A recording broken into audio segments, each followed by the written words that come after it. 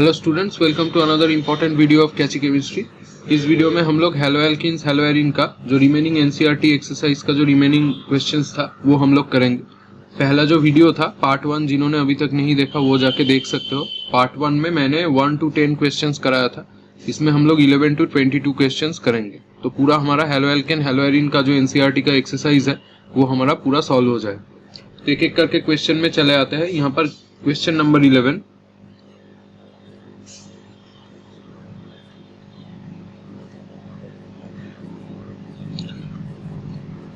हाँ, तो यहाँ पर क्वेश्चन नंबर 11 में पहला यहाँ पर दिया गया है कि कन्वर्शन करना पड़ेगा। तो कन्वर्शन में पहला जो 1 नंबर क्वेश्चन है यहाँ पर देख ही सकते हो, इथानॉल टू ब्यूट 1 आइन। तो मतलब हमें इथानॉल मतलब C2H5 और OH, इससे हमें ब्यूट 1 आइन को बनाना पड़ेगा। तो कैसे हम लोग बनाएंगे देखते हैं। यहाँ पर इसमें हम लोग पहले SOCl2 दे सकते हैं, SOCl2 के साथ पिरिडीन आप दे सकते हो। इसको डार्जेन रिएक्शन बोला जाता है। इसको क्या बोला जाता है? डार्जेन रिएक्शन, डार्जेन रिएक्शन। और इसमें होता क्या है, यहाँ पर जो क्लोरीन है ये OH को रिप्लेस कर देता है। तो मतलब C2H5 और यहाँ पर Cl आ जाता है। तो SOCl2 के अलावा आप PCl5 भी दे सकते हो, PCl3 भी दे सकते हो, ये सब भी दे सकते हो, पर SOCl2 is more preferable then PCl5 और PCl3। तो यहाँ पर इसीलिए हमने ये दिया। यहाँ पर एरो देखे, फिर हमें ब्यूट 1 आइन बनाना पड़ेगा, मतलब ट्रिपल बॉन्ड ले आना पड़ेगा। यहाँ पर एक कंपाउंड होता है CH ट्रिपल बॉन्ड, ये क्लास 11 का कंपाउंड है CNA। इसको बोला जाता है सोडियम एसिटिलाइड, सोडियम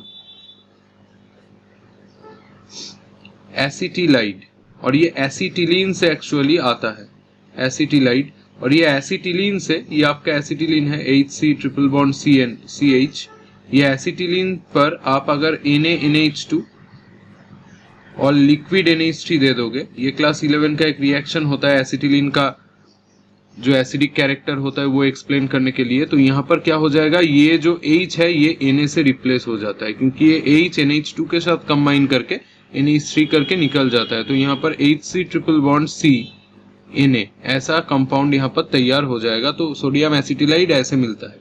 ये अगर आप दे दोगे, यहाँ पर देख ही सकते हो, यहाँ पर Na है और यहाँ पर Cl है। तो NaCl अगर निकल जाएगा, यहाँ पर पूरा जो ग्रुप है ये जुड़ जाएगा। तो C2H5, उसके बाद क्या आ जाएगा, C आ जाएगा और ट्रिपल बॉन्ड CH आ जाएगा। तो यहाँ पर जहां पर से Na निकला है वहां पर से ही जुड़ेगा। तो यहाँ पर देख ही सकते हो 1 2, और यहाँ पर 2 कार्बन है, मतलब 3 और 4 एक साथ हमने लिख दिया, क्योंकि इसको तुम एक्सपेंड करके ऐसे भी लिख सकते हो,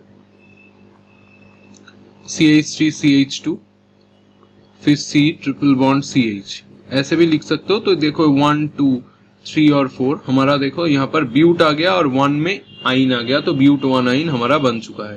तो ये हमारा बन चुका है ब्यूट 1 आइन। तो यहाँ पर सोडियम एसिटिलाइड को डायरेक्टली यूज कर सकते हो तो डायरेक्टली हो जाएगा, नहीं तो ये स्टेप्स बहुत लंबा हो जाएगा। तो इसीलिए हमने सोडियम एसिटिलाइड को डायरेक्टली यूज कर दिया है यहाँ पर। और यहाँ पर जो होता है सोडियम एसिटिलाइड जैसे यूज करोगे, यहाँ पर NaCl निकल जाता है, तो माइनस NaCl ऐसे भी नीचे लिख सकते हो। ये हमारा पहला नंबर जो कन्वर्शन है ये हो गया। Next 2 number conversion, ethane to bromoethane. Ethane to bromoethane, मतलब इथेन का मतलब क्या है, C2H6 और उसके साथ ब्रोमोइथेन मतलब एक ब्रोमीन को वहां पर ले आना पड़ेगा। तो C2H6, इसको आप ऐसे भी लिख सकते हो CH3 सिंगल बॉन्ड CH3, ऐसे भी आप लिख सकते हो। मैंने और कर दिया यहाँ पर। तो यहाँ पर क्या देना पड़ेगा, एक हाइड्रोजन को यहाँ पर सिंपली निकाल के एक ब्रोमो मतलब ब्रोमीन देना पड़ेगा। तो ब्रोमीन कैसे दोगे, यहाँ पर सिंपली Br2 दे दो, हेलोजिनेशन कर दो, और उसके साथ Hν भी दे सकते हो। Hν मतलब डिफ्यूज सनलाइट। और यहाँ पर दे सकते हो आप क्या, टेम्परेचर भी दे सकते हो 520 to 670 केल्विन। टेम्परेचर अगर याद नहीं रहे तो यहाँ पर आप सिर्फ डेल्टा ऐसे लिख सकते हो, सिर्फ डेल्टा, तो मतलब वहां पर टेम्परेचर को इंडिकेट कर रहा है यहाँ पर। तो यहाँ पर जो ब्रोमीन है इसमें से एक ब्रोमीन और यहाँ पर से एक हाइड्रोजन क्या होगा, निकल जाएगा। तो निकल जाएगा मतलब HBr यहाँ पर तैयार कर देगा, प्लस यहाँ पर और एक ब्रोमीन जो है ये जाके वहां पर रिप्लेस हो जाएगा। तो यहाँ पर CH3 फिर CH2 फिर Br यहाँ पर आ गया, और ये सिंपल सब्स्टिट्यूशन है, इसीलिए यहाँ पर 1 मोल लिख देना पड़ेगा, क्योंकि अगर आप 1 मोल नहीं लिखोगे तो ये चेन रिएक्शन को कैलकुलेट किया जाता है। यहाँ पर चेन रिएक्शन स्टार्ट हो जाता है, जहाँ जितना दूर तक हाइड्रोजन यहाँ पर प्रेजेंट रहेगा उतना टाइम तक ये ब्रोमीन रिएक्ट करता रहेगा, तो अल्टीमेटली C2Cl6 हमें मिल जाएगा, जैसे कि मीथेन में ही मिलता है। तो यहाँ पर आप डायरेक्टली हेलोजिनेशन से कर सकते हो बाय सब्स्टिट्यूशन। तो यहाँ पर 1 मोल देना पड़ेगा, 1 मोल अगर मेंशन नहीं करोगे तो नंबर यहाँ पर जा सकता है, तो ये ध्यान में रखना है यहाँ पर। नेक्स्ट हमारा 3 नंबर जो कन्वर्शन है ये हम लोग कर लेते हैं। 3 number, propene to 1 nitropropane. Propene है, उससे 1 नाइट्रोप्रोपेन मतलब 1 नंबर कार्बन पे नाइट्रो ग्रुप मतलब NO2 ग्रुप को यहाँ पर ले आना पड़ेगा। तो देखते हैं कैसा होता है यहाँ। तो 3 नंबर, प्रोपीन दिया गया है, तो प्रोपीन मतलब CH3 फिर C डबल बॉन्ड, यहाँ पर CH होगा और CH2, ये हमारा प्रोपीन आ गया। अब ये प्रोपीन से 1 नाइट्रोप्रोपेन बनाना पड़ेगा। 1 नाइट्रोप्रोपेन कैसे बनाओगे? एक में कोई ग्रुप ले आने पर हम लोग जानते हैं कि यहाँ पर पेरोक्साइड यूज होता है, तो ये HBr और ये पेरोक्साइड यहाँ पर दे दिया, जो एंटी मार्कोवनिकोव रूल फॉलो करता है, जो मैंने प्रीवियस वीडियो में भी डिस्कस किया था। इसका डिटेल वीडियो मेरे चैनल पे है कि मार्कोवनिकोव और एंटी मार्कोवनिकोव रूल, सेटजेव रूल, ये सब क्या है, तो जाके देख सकते हो। तो यहाँ पर क्या हो जाएगा, ये जो बॉन्ड है यहाँ पर, ये बॉन्ड टूट जाएगा और इसमें 2 हाथ ऐसे आप ड्रॉ कर लोगे। यहाँ पर जो ब्रोमीन है ये ज्यादा जहां पर हाइड्रोजन है वो वहां पर घुसेगा, और ये हाइड्रोजन जो है वो कम हाइड्रोजन जहां पर है वो वहां पर घुसेगा, क्योंकि ये एंटी मार्कोवनिकोव रूल फॉलो कर रहा है। तो एंटी मार्कोवनिकोव रूल ये या पेरोक्साइड इफेक्ट ये शो करेगा, क्योंकि HBr यहाँ पर प्रेजेंट है। अगर HBr के अलावा कोई दूसरा हेलोजन एसिड होता जैसे कि HCl, HI, तब जाके ये इफेक्ट नहीं शो करता। तो यहाँ पर क्या हो जाएगा, CH2, यहाँ पर हाइड्रोजन ज्यादा है तो यहाँ पर ब्रोमीन आ जाएगा, फिर यहाँ पर हाइड्रोजन आपका आ गया। अब देखो 1 नाइट्रो करना है, तो 1 नाइट्रोप्रोपेन मतलब क्या, 1 नाइट्रो मतलब ब्रोमीन को अगर आप NO2 से रिप्लेस कर दोगे तब जाके 1 नाइट्रो यहाँ पर मिल जाएगा। तो 1 नाइट्रो कैसे मिलेगा, यहाँ पर सिंपली आप AgNO2 दे दो। AgNO2 देने पर क्या होता है, AgBr करके निकल जाएगा, AgBr यहाँ पर निकल जाएगा और वहां पर NO2 ग्रुप डायरेक्टली चला आएगा। तो यहाँ पर CH3 था ही, फिर CH2, उसके बाद CH2 और उसके बाद NO2, ये आ गया आपका 1 नाइट्रोप्रोपेन। अब आप अगर यहाँ पर AgNO2 के अलावा KNO2 देते तब जाके ये 1 नाइट्राइट हो जाता, मतलब नाइट्राइट ग्रुप यहाँ पर इंट्रोड्यूस होता, तो वो ONO को इंट्रोड्यूस करता है। तो AgNO2 यहाँ पर देना पड़ेगा NO2 ग्रुप को इंट्रोड्यूस करने के लिए। अगर आपको ONO का रिक्वायरमेंट है तब जाके KNO2 आप रिप्लेसमेंट यहाँ पर दे सकते हो, जैसे कि KCN और AgCN का एक रिप्लेसमेंट होता है। KCN दोगे तो CN ग्रुप घुसेगा और AgCN दोगे तो NC ग्रुप जो होगा वो यहाँ पर इंट्रोड्यूस होता है। तो ये कंट्रोवर्शियल रिएजेंट है, मतलब कॉन्ट्राडिक्टरी, एक्चुअली कॉन्ट्राडिक्टरी रिएजेंट है। तो Ag एक जैसे काम करता है, K उसका ऑपोजिट काम करता है, तो ये अच्छे से याद रखना। नेक्स्ट हम लोग चले आते हैं यहाँ पर 4 number, toluene to benzyl alcohol. Toluene जो है उससे हमें बेंजाइल अल्कोहल को यहाँ पर बनाना पड़ेगा। तो मैं पहले इसको इरेज कर देता हूँ।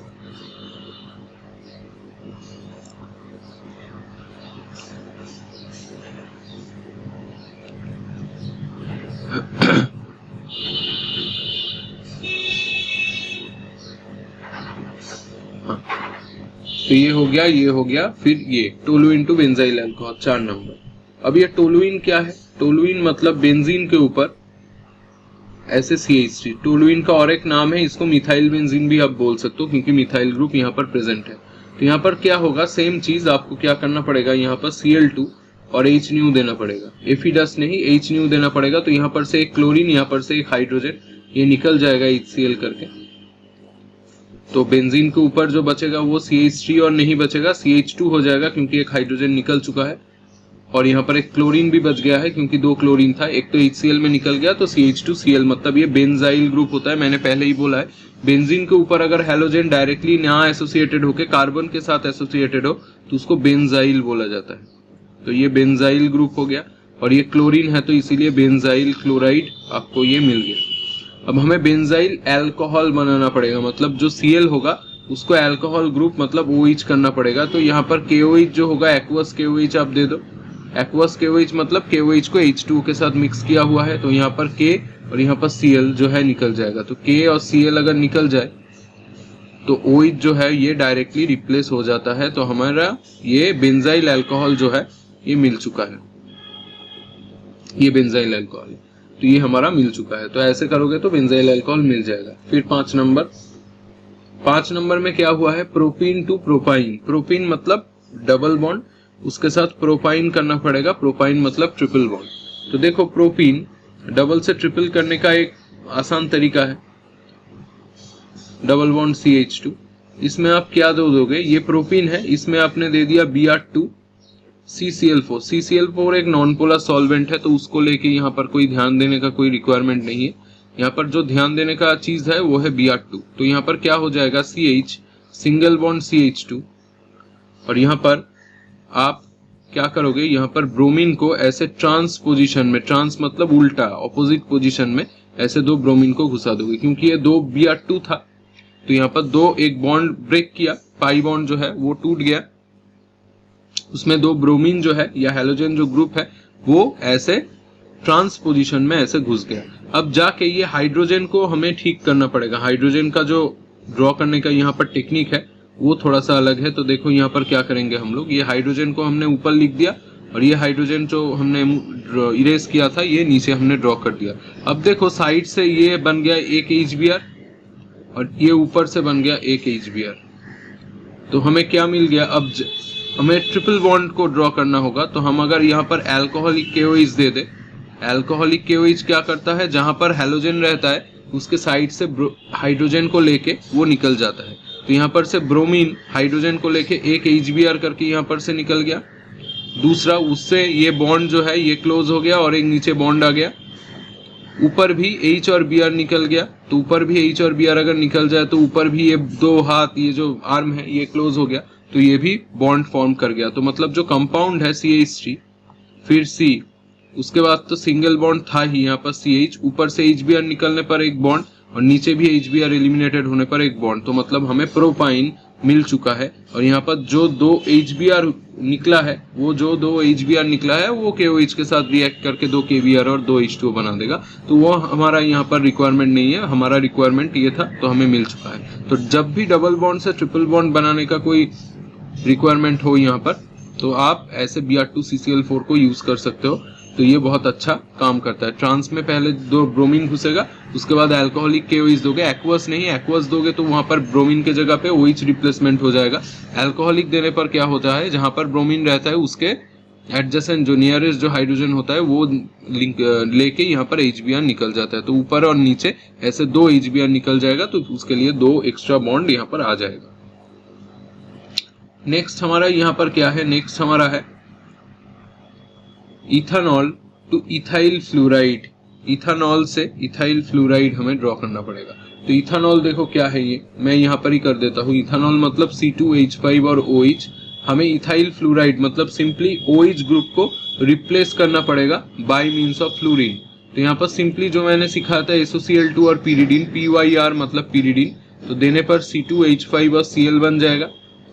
उसके बाद आपको ये Cl को फ्लोरीन में कन्वर्ट करना पड़ेगा। उसके लिए आप AgF दे सकते हो, AgF दे सकते हो और Hg2F2 दे सकते हो, Hg2F2 दे सकते हो। कोई भी अगर दोगे तो यहाँ पर फ्लोरीन जो है रिप्लेस हो जाएगा C2H5F। और ये रिएक्शन को स्वार्ट्स रिएक्शन बोला जाता है, स्वार्ट्स रिएक्शन बोला जाता है, जहां पर कोई भी फ्लोरीन के अलावा कोई भी हैलोजन ग्रुप के ऊपर अगर फ्लोरीनेटेड कंपाउंड दिया गया हो तो वो फ्लोरीन से रिप्लेसमेंट हो जाता है। अगर AgF दोगे तो AgCl निकल जाएगा, अगर Hg2F2 दोगे तो Hg2Cl2 निकल जाएगा। उसके लिए 2 मोल्स ऑफ C2H5Cl लगेगा। तो उतना बैलेंस करने का रिक्वायरमेंट यहाँ पर नहीं है, यहाँ पर सिर्फ ये ड्रॉ कर दोगे तब भी जाके नंबर मिल जाएगा। Next 7 number, bromoethane to propanone. अब ये ब्रोमो इथेन मतलब ब्रोमोमीथेन है यहाँ पर CH3Br, तो उससे हमें प्रोपानोन को ड्रॉ करना पड़ेगा, प्रोपानोन को ड्रॉ करना पड़ेगा। तो पहले मैं इसको इरेज कर लेता हूँ।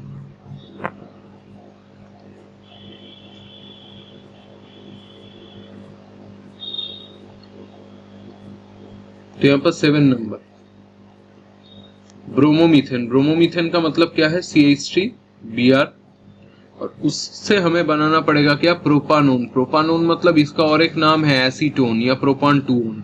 एसीटोन एक कीटोन है जिसका फॉर्मूला जो होता है वो CH3CO और CH3 ये होता है। तो ये हमें बनाना पड़ेगा, मतलब 3 कार्बन यहाँ पर ले आना पड़ेगा। तो देखो क्या करोगे, यहाँ पर आप यहाँ पर KCN दे दो। KCN देने पर KBr निकल जाएगा, K और Br ये निकल जाएगा, ये K और ये Br, तो CN यहाँ पर रिप्लेसमेंट आ जाएगा, C ट्रिपल बॉन्ड N। मैंने ऐसे CN को ऐसे इलेबोरेट करके ड्रॉ किया है क्योंकि यहाँ पर नेक्स्ट हम लोग ग्रिग्नार्ड देंगे। तो ग्रिग्नार्ड में क्या हो जाएगा, 2 कार्बन आ चुका है, अब 1 कार्बन लेना पड़ेगा। तो CH3MgBr ये हमने दे दिया, उसके साथ ईथर दे दिया। ईथर एक सॉल्वेंट होता है यहाँ पर। तो क्या होता है, MgBr जो पोर्शन होता है ये प्लस में, और CH3 जो पोर्शन होता है ये माइनस में टूटता है। और यहाँ पर नाइट्रोजन और कार्बन में नाइट्रोजन इलेक्ट्रोनेगेटिव ज्यादा है, तो नाइट्रोजन का एक बॉन्ड टूटता है नाइट्रोजन और कार्बन के बीच में। तो नाइट्रोजन नेगेटिव चार्ज होता है और कार्बन यहाँ पर पॉजिटिव चार्ज फॉर्म करता है। अब ऑपोजिट चार्ज को यहाँ पर ऐड कर दो, तो यहाँ पर डबल बॉन्ड बच गया। N माइनस है और MgBr प्लस है, तो NMgBr, और कार्बन प्लस है और CH3 माइनस है, तो ऊपर CH3। ऐसे आपने यहाँ पर ड्रॉ कर दिया। फिर उसके बाद आप अगर यहाँ पर H3O प्लस दे दोगे, तो H3O प्लस अगर दे दोगे तो H3O प्लस क्या करता है, ये NMgBr को डायरेक्टली ऑक्सीजन में कन्वर्ट कर देता है। तो यहाँ पर CH3C, ऊपर में CH3, और ये डबल बॉन्ड में ऑक्सीजन ये हमारा यहाँ पर निकल गया। तो यहाँ पर एक्चुअली NH3 निकल जाता है, NH3 निकल जाता है और MgBrOH निकल जाता है। तो यहाँ पर 2 कंपाउंड निकलता है, NH3 निकलता है और इसके साथ MgOH और Br ये निकलता है। तो ये अगर नहीं लिखोगे तब भी चल जाएगा, आपको मेन प्रोडक्ट का रिक्वायरमेंट है। तो समझ लेना कि जहां पर भी NMgX आया है उसमें अगर आप H3O प्लस दे दोगे, या एग्जाम में H2OH प्लस भी दिया हुआ सकता है, या कोई एसिड दिया हुआ है, तो आप NMgBr को क्या कर सकते हो, ऑक्सीजन में डायरेक्टली कन्वर्ट कर सकते हो। तो ये आपका ऐसे एसीटोन बन गया है, CH3CO CH3। यहाँ पर लास्ट जो कन्वर्शन दिया गया है इस पेज में, ब्यूट 1 into ब्यूट 2 in, और ये बहुत बार आ चुका है, बहुत इंपॉर्टेंट कन्वर्शन है। 1 into 2 in और 2 into 1 in दोनों ही बहुत इंपॉर्टेंट चीज है। तो हम लोग 8 नंबर 1 in से 2 in हम लोग करेंगे ब्यूट। तो देख लेते हैं कैसे होगा। ब्यूट 1 in, ब्यूट 1 in मतलब CH3 CH2, उसके बाद CH डबल बॉन्ड CH2, ये हो गया ब्यूट 1 in। ब्यूट 1 in से 2 in लाना पड़ेगा, तो इसमें आपने HBr दे दिया। HBr में सिर्फ HBr दिया है, पेरोक्साइड नहीं दिया है, तो नॉर्मल मार्कोवनिकोव का रूल फॉलो करेगा। और जहां पर हाइड्रोजन जो कम है वहां पर ब्रोमीन घुसेगा, यहाँ पर ब्रोमीन घुस गया और यहाँ पर CH2 के जगह पे हाइड्रोजन घुस जाएगा, मतलब ये ऐसे हो जाएगा। तो यहाँ पर जो होता है, अब 2 यहाँ पर ब्यूट 2 in यहाँ पर लाना पड़ेगा। तो यहाँ पर जो हमारा यहाँ पर जो ब्रोमीन है, इसमें हम लोग क्या कर देंगे, अल्कोहलिक KOH दे देंगे, अल्कोहलिक KOH दे देंगे। जब भी अल्कोहलिक KOH दिया जाता है तब भी मैंने बोला था कि अल्कोहलिक KOH देने पर क्या होता है, यहाँ पर एडजेसेंट जो हाइड्रोजन होता है वो एडजेसेंट हाइड्रोजन को ब्रोमीन लेके निकल जाता है। तो यहाँ पर से H है। अब तुम बोलोगे कि राइट साइड में भी H है और लेफ्ट में भी H है, पर यहाँ पर हाइड्रोजन कम किस में है, लेफ्ट साइड वाला ये जो पोर्शन है इसमें हाइड्रोजन कम है, क्योंकि यहाँ पर देखो 2 हाइड्रोजन है, राइट साइड में 3 हाइड्रोजन है। तो मैंने बोला था अकॉर्डिंग टू सेटजेफ रूल, यहाँ पर क्या होगा, सेटजेफ रूल एप्लीकेबल होगा। और ये सेटजेफ ने क्या बोला था, सेटजेफ रूल जो होगा इसने यहाँ पर बोला था कि जहां पर हैलोजन होगा उसका एडजेसेंट वही जगह से वो हाइड्रोजन निकालेगा जहां पर हाइड्रोजन का अमाउंट कम है। तो लेफ्ट में देखो 2 हाइड्रोजन, राइट में 3 हाइड्रोजन, तो यहाँ पर इसीलिए लेफ्ट में 2 हाइड्रोजन से ये HBr निकल जाएगा और यहाँ पर क्या मिल जाएगा हमें, CH3 CH, और बीच में डबल बॉन्ड आ जाएगा CH CH3। ऐसे करोगे तो ये मिल चुका है आपका ब्यूट 2 in। तो नेक्स्ट हम लोग चले आते हैं नेक्स्ट क्वेश्चंस पे। क्वेश्चन नंबर 9, यहाँ पर बोला गया है 1 क्लोरोब्यूटेन टू N ऑक्टेन। ये सिंपल एक रिएक्शन है, ये वार्ज रिएक्शन से करोगे तो तब भी चल जाएगा, वार्ज या वर्ज बोल सकते हो। तो 9 नंबर 1 क्लोरोब्यूटेन मतलब CH3 CH2 CH2, फिर उसके बाद CH2 और Cl, इसके साथ हमने क्या दे दिया, 2 Na दे दिया, और उसको ही घुमा के और एक बार लिख दिया। यहाँ पर 2 मोल्स एक्चुअली काम करेगा। यहाँ पर भी CH2 फिर CH3 और यहाँ पर आपने क्या लिख दिया, ड्राई ईथर लिख दिया। तो वर्ज रिएक्शन का रिएजेंट होता है, यहाँ पर लिख सकते हो वर्ज और वर्ज रिएक्शन। तो ये यहाँ पर हो चुका है। क्या होगा, यहाँ पर से Na और Cl ये निकल जाएगा और ये पूरा जो चीज है ये जुड़ जाएगा। CH3 CH2 CH2 फिर उसके बाद CH2 फिर और CH2 CH2 CH2 और CH2। तो हमें यहाँ पर N ऑक्टेन, ऑक्टेन मतलब 8 कार्बन, N ऑक्टेन मिल चुका है। और यहाँ पर मेन जो चीज है ये समझने का चीज है यहाँ पर कि जो तुम एल्किल हैलाइड यहाँ पर लोगे वही सेम एल्किल हैलाइड यहाँ पर लेना पड़ेगा। अगर इसको मिक्सचर तुम कर दोगे, मतलब यहाँ पर एक एल्किल हैलाइड यहाँ पर दूसरा एल्किल हैलाइड ले लिया, तब जाके ये रिएक्शन नहीं होता है। तो यही इसका लिमिटेशन है। यहाँ पर सेम टाइप का एल्किल हैलाइड लोगे तो जो कार्बन नंबर है वो 4 से 8 हो गया। जैसे कि 3 कार्बन यहाँ पर है तो 3 से 6 हो जाएगा, 2 से 4 हो जाएगा, 1 से 2 हो जाएगा। तो ऐसे करके डबल हो जाता है carbon. Last but not the least, यहाँ पर 10 नंबर बेंजीन टू बाइफिनाइल। अब ये बेंजीन टू बाइफिनाइल कैसे करोगे, बेंजीन है उसमें यहाँ पर Br2 एफिडस्ट ये देना पड़ेगा। तो यहाँ पर एक जो हाइड्रोजन है इससे ये ब्रोमीन जो है निकल जाएगा। तो HBr निकल गया। HBr अगर निकल गया यहाँ पर तो यहाँ पर और एक ब्रोमीन जो है ये घुस गया। सिंपल सब्स्टिट्यूशन रिएक्शन है। अब इसमें क्या करोगे, सेम चीज यहाँ पर 2Na प्लस यहाँ पर Br, इसको 2 मोल्स भी लिख के डायरेक्टली कर सकते हो। मैंने यहाँ पर समझाने के लिए मैकेनिज्म को डायरेक्टली मैंने यहाँ पर ड्रॉ कर दिया।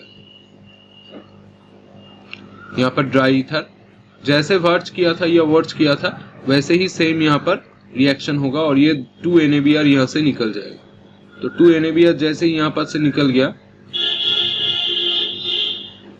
यहाँ पर ऐसा पूरा कंपाउंड जो है ये जुड़ जाएगा 2 बेंजीन ऐसे सिंगल बॉन्ड से।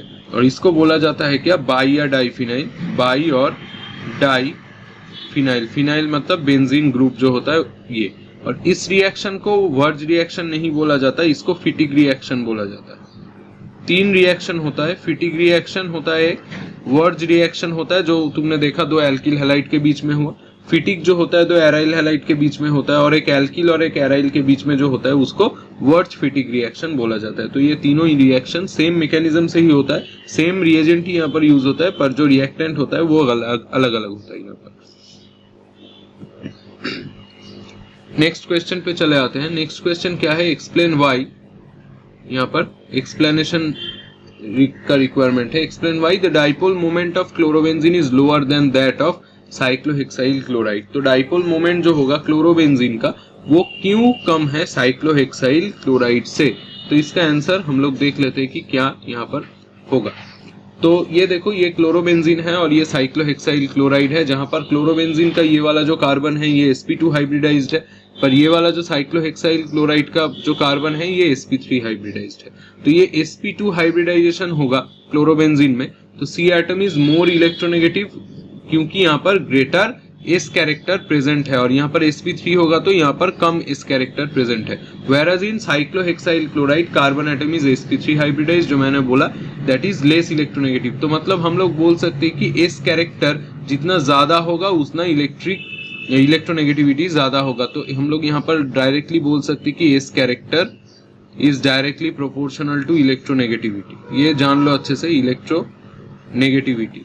तो इलेक्ट्रोनेगेटिविटी उतना ही ज्यादा होगा क्योंकि यहाँ पर S कैरेक्टर ज्यादा है sp2 में, तो इलेक्ट्रोनेगेटिविटी ज्यादा, यहाँ पर इलेक्ट्रोनेगेटिविटी कम है। So polarity of CCl bond in chlorobenzene is less than that of the CCl bond in cyclohexyl chloride, क्योंकि यहाँ पर जो है इलेक्ट्रोनेगेटिविटी यहाँ पर कार्बन एटम का क्लोरोबेंजीन में ज्यादा है। तो इलेक्ट्रोनेगेटिविटी जितना ज्यादा होगा, क्लोरीन भी इलेक्ट्रोनेगेटिव है, कार्बन भी अगर इलेक्ट्रोनेगेटिव ज्यादा हो जाए तो इसमें चार्ज का सेपरेशन नहीं होगा। पर यहाँ पर क्या हो रहा है, कार्बन कम इलेक्ट्रोनेगेटिव है पर क्लोरीन ज्यादा इलेक्ट्रोनेगेटिव है, तो इलेक्ट्रॉन क्या हो जाएगा, क्लोरीन की ओर चला जाएगा और ये एक डाइपोल मोमेंट ज्यादा शो करेगा यहाँ पर। Therefore the dipole moment of chlorobenzene is lower than that of cyclohexyl chloride. तो यहाँ पर 2 पॉइंट याद रखने का चीज है। एक है यहाँ पर हाइब्रिडाइजेशन, और हाइब्रिडाइजेशन से sp2 में s कैरेक्टर कम होता है, इसीलिए s कैरेक्टर जितना कम होगा उतना इलेक्ट्रोनेगेटिविटी कम होगा। s कैरेक्टर sp3 में कम होता है, sp2 में ज्यादा होता है, sp2 होता है क्लोरोबेंजीन में, तो उसमें इलेक्ट्रोनेगेटिविटी ज्यादा होता है। और इलेक्ट्रोनेगेटिविटी अगर ज्यादा हो जाए तो क्लोरीन भी इलेक्ट्रोनेगेटिव है, ज्यादा इलेक्ट्रोनेगेटिव है, कार्बन भी अगर ज्यादा इलेक्ट्रोनेगेटिव आ जाए तो इसका बीच का जो बॉन्ड है इसमें चार्ज सेपरेशन ज्यादा नहीं हो सकता, मतलब इलेक्ट्रॉन शिफ्ट जो होगा या डीलोकलाइजेशन जो होगा वो अच्छे से नहीं होगा। पर यहाँ पर क्या हो जाएगा, sp3 s कैरेक्टर कम है, इलेक्ट्रोनेगेटिविटी कार्बन का कम है, तो इसीलिए क्लोरीन और कार्बन में ज्यादा इलेक्ट्रोनेगेटिविटी डिफरेंस होगा। तो क्लोरीन क्या होगा, इलेक्ट्रॉन पेयर को जो है, इलेक्ट्रॉन को है या बॉन्ड पेयर को जो है ये उसको अट्रैक्ट करेगा, तो उसका एक नेट डाइपोल मोमेंट आ जाएगा, क्योंकि यहाँ पर बेटा चार्ज सेपरेशन हो गया। तो ये हो गया फर्स्ट का आंसर। नेक्स्ट हमारा 2 नंबर जो क्वेश्चन था, alkyl halide though polar are immiscible with water. Alkyl halide polar होता है पर इमिसिबल विथ वाटर होता है, मतलब वाटर से अच्छे से मिक्स नहीं होता। क्यों नहीं होता, तो यहाँ पर हम लोग देख लेते हैं इसका आंसर क्या होगा। Water molecules have enough strong hydrogen bonding intermolecular which is difficult to be broken by alkyl halide. Water में बहुत हाइड्रोजन बॉन्डिंग होता है, इंटरमॉलिक्यूलर हाइड्रोजन बॉन्डिंग, इसीलिए क्या होता है, वाटर का बॉइलिंग पॉइंट भी ज्यादा होता है। Though they are also polar in nature, therefore alkyl halides do not dissolve in water and form separate layers. तो इसीलिए एल्किल हैलाइड के पास उतना एनर्जी नहीं होता कि हाइड्रोजन बॉन्ड को ब्रेक कर सके, अगर होता तो डिसॉल्व हो जाता, तो नहीं होता उतना एनर्जी, इसीलिए बॉन्ड को ब्रेक नहीं कर सकता, तो इसीलिए उसमें अच्छे से डिसॉल्व नहीं हो सकता। Next question 3 number, Grignard reagent should be prepared under anhydrous condition. बहुत इंपॉर्टेंट क्वेश्चन है, बहुत बार आ चुका है, तो अच्छे से इसका आंसर देख लो। ग्रिग्नार्ड रिएजेंट जो होता है RMGX, जिसको हम लोग बोलते हैं और हमने यूज भी किया है कन्वर्शन में, वो एनहाइड्रस मतलब वहां पर पानी नहीं होना चाहिए। क्यों, क्योंकि ग्रिग्नार्ड रिएजेंट RMGX जो होता है readily decomposed by water to produce alkene.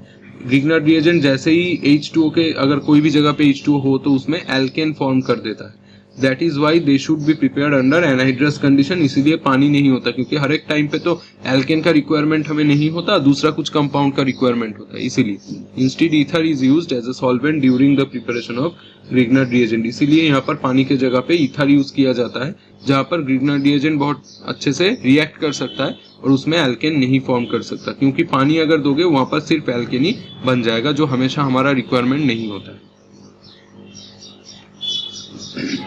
Next यहाँ पर हम लोग चले आते हैं कुछ यूज के रेस्पेक्ट पे क्वेश्चन है। यहाँ पर give the uses from of freon 12 DDT carbon tetrachloride iodoform. इसका यूज हमने यहाँ पर लिख दिया है। तो यूज ऑफ फ्रेऑन 12 जिसका फॉर्मूला है CCl2F2, फॉर्मूला देख लो यहाँ पर। रेफ्रिजरेंट के रूप में यूज आ सकता है, यहाँ पर प्रोपेलेंट यूज आ सकता है in aerosols and foams. It is also used as air conditioning purposes. तो ये सब यूज होता है यहाँ पर। तो यहाँ पर से एक यूज जान लोगे तब भी काम हो जाएगा तुम्हारा। DDT का ये IUPAC है, IUPAC। DDT का नॉर्मल जो कॉमन नेम है डाइक्लोरो डाइफिनाइल ट्राइक्लोरोइथेन, वो कॉमन नेम है, पर IUPAC ये है।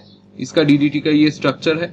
DDT 2 क्लोरोबेंजीन और एक क्लोराल से बनता है, मतलब CCl3 CHO प्लस 2 क्लोरोबेंजीन मतलब C6H5 और Cl, इससे DDT बनता है। एक्चुअली ये स्ट्रक्चर इससे बनता है, कॉन्सेंट्रेटेड H2SO4 देने पर, कॉन्सेंट्रेटेड H2SO4 दोगे तो ये बन जाएगा। इसका नाम क्या है, पैरा डाइक्लोरो डाइफिनाइल ट्राइक्लोरोइथेन, ये भी आप लिख सकते हो, या इसका और एक दूसरा भी IUPAC हो सकता है, IUPAC वो भी लिख सकते हो। तो ये नॉर्मल इसका IUPAC नेम है।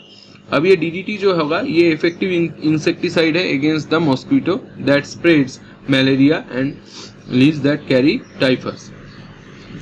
2 number, it is also used in many countries as insecticide for sugarcane and fodder crops।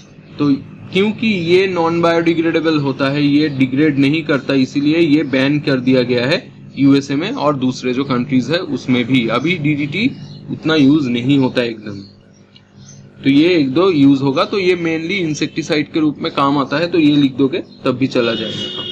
Next, carbon tetrachloride. Carbon tetrachloride refrigerant के रूप में काम आता है। प्रोपेलेंट जो सेम ही देखा तुमने फ्रेऑन 12 के रूप में। Used as feedstock in synthesis of chlorofluorocarbon, मतलब क्या, जो CFC होता है उसका प्रिपरेशन में ये काम आता है। फायर एक्सटिंग्विशर यहाँ पर यूज होता है under the name Pyrene due to its non flammable nature. Non inflammable nature होता है तो इसीलिए फायर एक्सटिंग्विशर में यूज होता है। और ये कॉमन नेम है, कंपनी का नेम हुआ है पायरीन। तो पायरीन क्या होता है, नॉर्मल कार्बन टेट्राक्लोराइड ही होता है जो फायर एक्सटिंग्विशर में यूज होता है। क्लींजिंग एजेंट के रूप में काम आता है और यहाँ पर सॉल्वेंट के रूप में काम आता है। आपने देखा ही कि Br2CCl4 हमने यूज किया, बहुत सारा ऑर्गेनिक रिएक्शन होता है जहां पर ये काम में आता है। आयोडोफॉर्म क्या होता है, ये एंटीसेप्टिक होता है, ये ड्रेसिंग करता है। कोई भी जगह पे अगर कोई घाव हो तो उसका ड्रेसिंग पर्पस पे ये यूज किया जाता है CHI3 या ट्राई आयोडो मीथेन या आयोडोफॉर्म जिसको बोला जाता है। और इसका एक डिस्टिंक्ट मेडिसिन के जैसा स्मेल भी होता है जो हॉस्पिटल से मिलता है, क्योंकि हॉस्पिटल में ये बहुत सारा बार यूज कर चुका होता है। नेक्स्ट हम लोग यहाँ पर चले आते हैं नेक्स्ट क्वेश्चन पे। ये बहुत इंटरेस्टिंग क्वेश्चन है। Write the structure of major organic compound. सिर्फ मेजर ऑर्गेनिक कंपाउंड को ही लिखना पड़ेगा, माइनर नहीं, in each of the following cases. तो यहाँ पर हमारा जो होता है पहला जो चीज है, यहाँ पर देखो CH3 CH2 CH2Cl मतलब क्लोरोप्रोपेन। तो इसमें NaI एसीटोन दिया गया है, ये फिंकलस्टेन रिएक्शन है, ये पहले भी हमने किया है, फिंकलस्टेन रिएक्शन।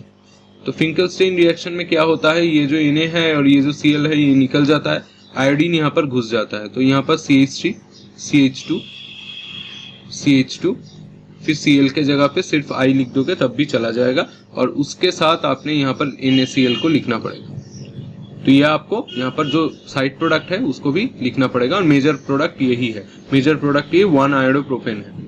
नेक्स्ट यहाँ पर देख ही सकते हो, इसमें KOH और इथेनॉल दे दिया है, CH3CBr। तो इसमें क्या होता है, अब देखो इसको हमने यहाँ पर ड्रॉ करना होगा, नहीं तो नहीं समझ में आएगा। CH3 फिर ऊपर में CH2H मतलब CH3 ही है, और नीचे भी एक CH3 है, नीचे यहाँ पर Br है। तो मैंने बोला है ये अल्कोहलिक KOH देने पर क्या होगा, Br जो होगा वो एडजेसेंट कार्बन से हाइड्रोजन को लेके निकल जाएगा, तो ये दोनों रिएक्ट करके निकल जाएगा। तो यहाँ पर एक डबल बॉन्ड आ चुका होगा। तो इसका स्ट्रक्चर क्या हो जाएगा, CH3 होल 2 कर दो एक साथ, फिर C कर दो और डबल बॉन्ड में CH2 कर दो। देखो यही स्ट्रक्चर बन रहा है, ये CH3 2 है तो CH3 होल 2 फिर CH2, तो यहाँ पर C डबल बॉन्ड में CH2, क्योंकि यहाँ पर जो है डबल बॉन्ड आ जाएगा ये और ये अगर निकल जाए। प्लस इसके साथ साइड प्रोडक्ट क्या लिखोगे, यहाँ पर से HBr निकल चुका है, तो आपने अगर HBr लिख दिया तो वो गलत हो जाएगा, वो जाके ये KOH के साथ रिएक्ट करेगा और यहाँ पर साइड प्रोडक्ट बनाएगा KBr प्लस H2।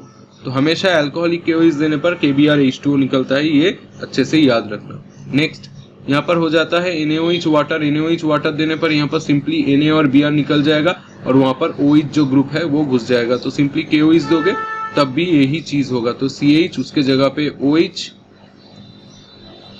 ये सिंपल हाइड्रोलाइसिस है CH3 प्लस यहाँ पर NaBr, ये हमारा साइड प्रोडक्ट जो है ये निकल चुका है NaBr। नेक्स्ट यहाँ पर देख ही सकते हो KCN दिया गया है, KCN देने पर यहाँ पर हमने बोल ही दिया है KBr निकल जाएगा और CN ग्रुप का रिप्लेसमेंट हो जाएगा, तो CH3 CH2 फिर उसके बाद CN आ जाएगा यहाँ पर रिप्लेसमेंट में और KBr निकल चुका है। तो ये सभी एल्किल हैलाइड जो होता है ये सिंपल सब्स्टिट्यूशन करता है। यहाँ पर देखो ये Na है और ये Cl है, ये NaCl निकल जाएगा तो यहाँ पर पूरा जो ग्रुप है ये घुस जाएगा, तो C6H5 मतलब बेंजीन, उसके साथ O और फिर C2H5 प्लस यहाँ पर NaCl निकल गया है। और इसको क्या बोला जाता है, ये रिएक्शन को बोला जाता है एक्चुअली विलियमसन सिंथेसिस। ये इथार का रिएक्शन है, इसमें से इथार बन चुका है क्योंकि यहाँ पर ऑक्सीजन है और दोनों तरफ दो ग्रुप है, इसको बोला जाता है विलियमसन सिंथेसिस। ये इथार का रिएक्शन विलियमसन सिंथेसिस। और यहाँ पर जो बना है इसको आप बोल सकते हो क्या, फिनाइल इथाइल इथार, क्योंकि ये C6H5 जो है ये फिनाइल ग्रुप है और ये C2H5 जो है ये इथाइल ग्रुप है, तो फिनाइल इथाइल इथार ऐसे भी बोल सकते हो। या इसका दूसरा एक नाम है, ये है फेनिटोल। फेनिटोल ये भी कंपाउंड यहाँ पर तैयार हो चुका है। नेक्स्ट क्वेश्चन यहाँ पर वही उसका कंटिन्यूएशन है, तो देख ही सकते हो यहाँ पर CH3 CH2 CH2OH SOCl2। SOCl2 देने पर यहाँ पर क्या हो जाता है, ये H जो होता है ये Cl के साथ रिएक्ट करके यहाँ पर HCl बना देता है, प्लस यहाँ पर जो SO होता है ये O के साथ रिएक्ट करके SO2 बना देता है, ये गैस निकल जाता है। तो सिर्फ यहाँ पर एक क्लोरीन बच गया है और यहाँ पर ये ग्रुप बच गया है, तो ये क्लोरीन से रिप्लेसमेंट हो जाता है, CH3 CH2 फिर उसके बाद CH2 और उसके बाद Cl। तो देखो ये पूरा बैलेंस्ड इक्वेशन हमें मिल गया 1 क्लोरोप्रोपेन, इसका आंसर हो जाएगा। देखो सिर्फ HBr पेरोक्साइड दिया है, ये एंटी मार्कोवनिकोव रूल फॉलो करेगा। तो एंटी मार्कोवनिकोव रूल में क्या होता है, ब्रोमीन वहां पर ही घुसता है जहां पर हाइड्रोजन जो है ये ज्यादा है। तो क्या हो जाएगा यहाँ पर CH3 फिर CH2, ये एडिशन रिएक्शन हो जाएगा CH और यहाँ पर CH2। तो इसको आप क्या कर दोगे, यहाँ पर CH2 के जगह पे ब्रोमीन दे दोगे और ये CH के जगह पे H दे दोगे। तो ये एंटी मार्कोवनिकोव रूल से 1 ब्रोमोब्यूटेन मिल गया है। नीचे वाला कंपाउंड में देखो सिर्फ HBr दिया है, तो ये नॉर्मल मार्कोवनिकोव का रूल फॉलो करेगा। उसमें क्या होगा, CH3 CH double bond C, तो यहाँ पर डबल बॉन्ड नहीं, बॉन्ड टूट जाएगा, तो यहाँ पर सिंगल बॉन्ड बचेगा और यहाँ पर ऐसे 2 CH3 हमने लिख दिया। अब यहाँ पर क्वेश्चन ये आता है कि कहाँ पर ब्रोमीन दोगे, ब्रोमीन वहां पर ही घुसेगा जहां पर हाइड्रोजन जो है कम है। देखो यहाँ पर हाइड्रोजन नहीं है, यहाँ पर 1 है, तो मतलब यहाँ पर नहीं है, तो यहाँ पर कम हुआ, तो यहाँ पर ब्रोमीन दे दिया, यहाँ पर H दे दिया। तो ऊपर वाला चीज है एंटी मार्कोवनिकोव, जहां पर हाइड्रोजन ज्यादा होगा वहां पर हैलोजन घुसेगा, पर नीचे वाला जो चीज है वो मार्कोवनिकोव रूल है नॉर्मल, जहां पर हाइड्रोजन कम होगा वहां पर हैलोजन घुसेगा। तो ये दोनों कॉन्ट्राडिक्टरी चीज है। HBr के साथ ही पेरोक्साइड का इफेक्ट जो है वो एप्लीकेबल होगा। तो ये इसका आंसर आपको मिल गया।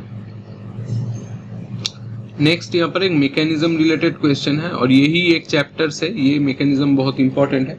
Right the mechanism of the following reaction. यहाँ पर देखो इन BuBr मतलब इन ब्रोमोब्यूटेन, इसके साथ KCN दे दिया है। KCN देने पर ETOH मतलब ET फॉर यहाँ पर इथाइल ग्रुप C2H5, H2O देने पर यहाँ पर NBuCN मतलब N ब्यूटाइल साइनाइड यहाँ पर हमें मिल चुका है। तो मतलब यहाँ पर BU क्या रिप्रेजेंट कर रहा है, ब्यूटाइल ग्रुप मतलब CH3 CH2 और CH2 ये रिप्रेजेंट कर रहा है, और ET क्या रिप्रेजेंट कर रहा है, ये इथाइल ग्रुप को रिप्रेजेंट कर रहा है। जैसे कि Me होगा तो मिथाइल ग्रुप को रिप्रेजेंट करेगा, PR होगा तो प्रोपाइल ग्रुप को रिप्रेजेंट करेगा। तो इसका मैकेनिज्म डिस्क्राइब करना होगा। तो KCN एक्चुअली क्या होता है, इस तरीके का दिखता है, K प्लस और CN माइनस, जहां पर क्या होता है, ये जो CN होता है ये साइनाइड क्या होता है, रेजोनेटिंग स्ट्रक्चर फॉर्म कर सकता है। ये एक्चुअली क्या कर सकता है, रेजोनेटिंग स्ट्रक्चर यहाँ पर फॉर्म कर सकता है, देख ही सकते हो। तो साइनाइड एक एम्बाइडेंटेड न्यूक्लियोफाइल है, और एम्बाइडेंट न्यूक्लियोफाइल कौन सा होता है, जो रेजोनेंस के थ्रू यहाँ पर 2 डिफरेंट एटम के थ्रू अटैक कर सकता है। जैसे कि कुछ टाइम पे कार्बन के थ्रू, कुछ टाइम पे नाइट्रोजन के थ्रू। जब कार्बन के थ्रू अटैक कर सके उसको CN बोला जाता है, मैंने डिस्कस किया था पार्ट 1 में। और जो जब नाइट्रोजन के साथ अटैक कर सके, मतलब नाइट्रोजन के थ्रू अटैक कर सके, तो उसको NC बोला जाता है। तो it can attack through carbon atom और through nitrogen atom, thus 2 possible products of cyanides and isocianides respectively.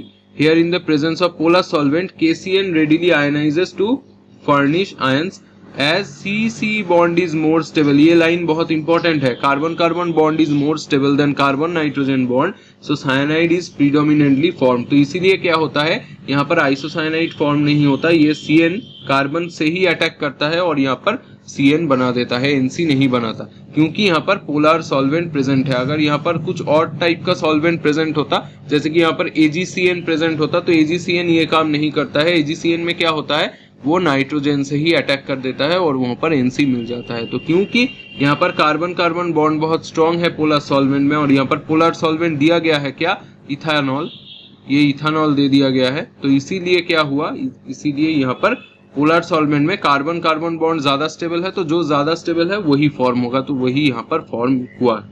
तो इसीलिए ये ऐसे मैकेनिज्म होता है, और ये यहाँ पर CN ही अटैक करता है, NC नहीं अटैक करता।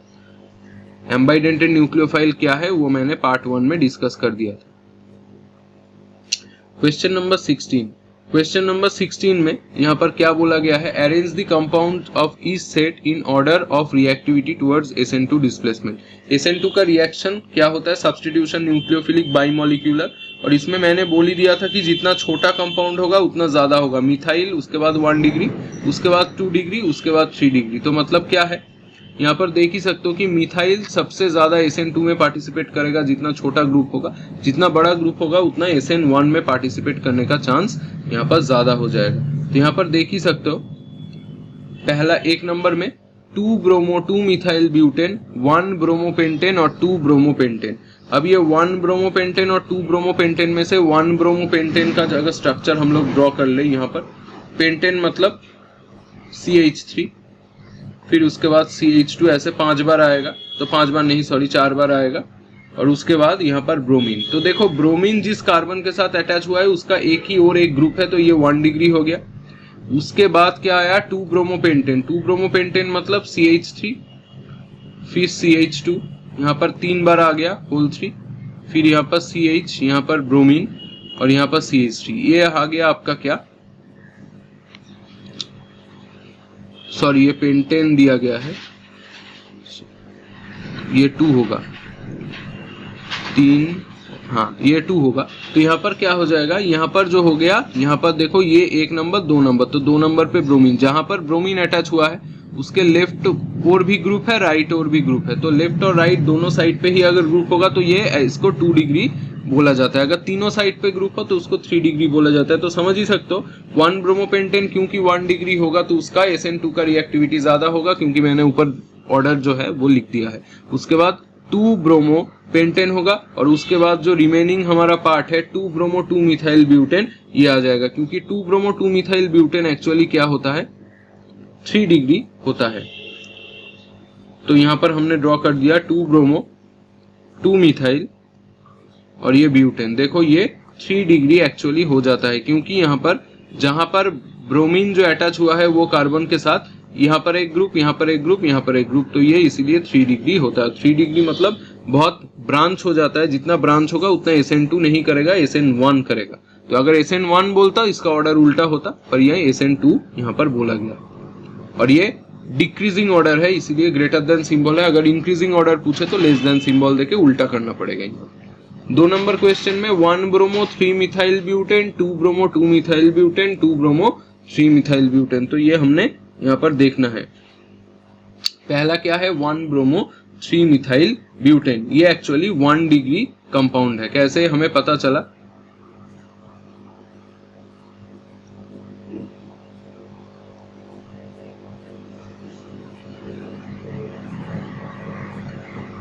देखो यहाँ पर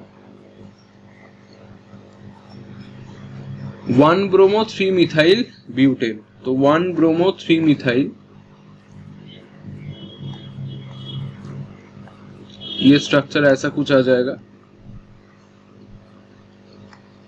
देखो एक में ब्रोमीन है और 3 में मिथाइल है, ये 2 ये 4, तो 1 ब्रोमो 3 मिथाइल ब्यूटेन। देखो जहां पर ब्रोमीन अटैच हुआ है उसके एक ही और ग्रुप है, मतलब दूसरे और ग्रुप नहीं है, तो यहाँ पर क्या हो जाएगा, हाइड्रोजन को कोई ग्रुप कंसीडर नहीं किया जाता, तो ये 1 डिग्री आ जाएगा। तो ये इसका SN2 का प्रोबेबिलिटी ज्यादा होगा। अब हमें ढूंढना पड़ेगा क्या इन दोनों स्ट्रक्चर में से कोई 2 डिग्री है। हाँ है, यहाँ पर 2 ब्रोमो 3 मिथाइल ब्यूटेन जो होगा, 2 ब्रोमो 3 मिथाइल ब्यूटेन, ये एक्चुअली 2 डिग्री होगा। क्या, क्योंकि इसका स्ट्रक्चर ड्रॉ करके देखो, जब तक स्ट्रक्चर यहाँ पर ड्रॉ नहीं करोगे तब तक अच्छे से समझ नहीं आएगा कि कौन सा डिग्री शो कर रहा है। यहाँ पर देख ही सकते हो ब्रोमीन जिस कार्बन के साथ अटैच हुआ है उसके लेफ्ट और राइट दोनों ओर ही यहाँ पर ग्रुप प्रेजेंट है, तो ये 2 डिग्री हो जाएगा। और ये उसके बाद क्या आ जाएगा, उसके बाद तो ये समझ ही सकते हो 2 ब्रोमो 2 मिथाइल ब्यूटेन, तो ये 2 ब्रोमो 2 मिथाइल ब्यूटेन वाला जो चीज है इसको ड्रॉ करके देख लेना कि ये 3 डिग्री एक्चुअली होता है। तो ये यहाँ पर 1 2 3 डिग्री का ऑर्डर भी हो गया। नेक्स्ट हम लोग चले आते हैं 3 number, 1 bromo butane, 1 bromo 2 dimethyl propane, 1 bromo 2 methyl butane, 1 bromo 3 methyl butane. यहाँ पर देखना पड़ेगा कि SN2 कौन करेगा। तो पहले हमें क्या करना पड़ेगा, यहाँ पर 1 ब्रोमो ब्यूटेन ये जो है ये 1 डिग्री चीज है, तो 1 ब्रोमो ब्यूटेन ये सबसे पहले करेगा, क्योंकि इसमें कोई ब्रांचिंग नहीं है। अगर तुम्हें 2 डिग्री सेम दिया गया है, मतलब दोनों ही 1 डिग्री दोनों ही 2 डिग्री ऐसा कुछ दिया गया है, तो यहाँ पर क्या कर सकते हो, यहाँ पर कर सकते हो, ये देखो ये 1 ब्रोमो ब्यूटेन है, ये 1 डिग्री है क्योंकि एक ही तरफ ग्रुप है, और यहाँ पर 1 डिग्री है। पर ये जो यहाँ पर दिया गया है 1 bromo 3 methyl butane, 1 bromo 3 methyl butane भी ऐसा कुछ दिखता है। 1 ब्रोमो, ये हमने देखा 1 ब्रोमो 3 मिथाइल ब्यूटेन, ये भी तो 1 डिग्री है। अब तुम बोलोगे कि दोनों ही अगर 1 डिग्री होगा तो ये यहाँ पर देखो ब्रोमीन है, उसके एक तरफ पूरा एक ग्रुप, तो मतलब दोनों ही अगर 1 डिग्री है तो उसमें से ये वाला क्यों पहले चला गया, क्योंकि इसमें ब्रांचिंग नहीं है। जब दोनों का डिग्री सेम होगा तब जाके देखोगे ब्रांचिंग किसके पास नहीं है। जितना ब्रांचिंग ज्यादा हो जाएगा उतना SN2 करने का प्रोबेबिलिटी कम हो जाएगा। तो हम लोग लिख सकते हैं SN2 is inversely proportional to branching. तो उसमें ब्रांचिंग नहीं होता है, यहाँ पर ब्रांच नहीं होता है, स्ट्रेट चेन होता है। इसमें एक ब्रांच आ गया इसलिए इसका प्रोबेबिलिटी SN2 में कम हो गया। नेक्स्ट, अब ये दोनों में से हम लोग देखेंगे, ये दोनों में से देखो 1 ब्रोमो 2 मिथाइल ब्यूटेन जो है, 1 ब्रोमो 2 मिथाइल ब्यूटेन,